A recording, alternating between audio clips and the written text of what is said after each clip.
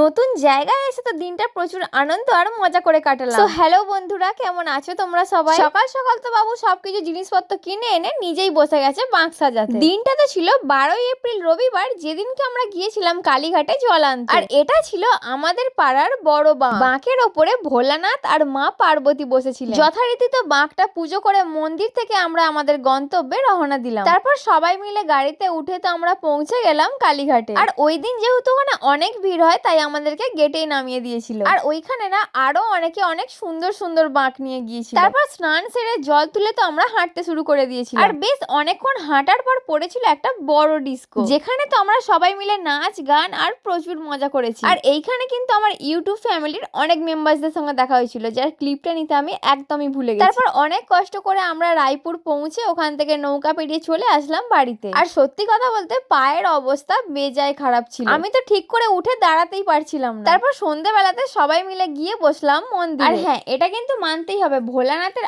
আশীর্বাদ ছাড়া এত বড় বড় বাঁক নিয়ে কালীঘাট থেকে আসা কিন্তু অসম্ভব ব্যাপার। একে একে তো সবাই মিলে জল ঢালতে শুরু করলো, ইতিমধ্যে আমাদের বাঁকটাও চলে এসেছে। আর জানো তো, এই বছরটা নিয়ে কিন্তু আমি 6 বছর হয়ে গেল কালীঘাটে যাচ্ছি। তারপর আমি আর আমার বর জল ঢেলে তো কালীঘাটে যাওয়ার যাত্রা সম্পূর্ণ করলাম। চলি তাহলে, টাটা।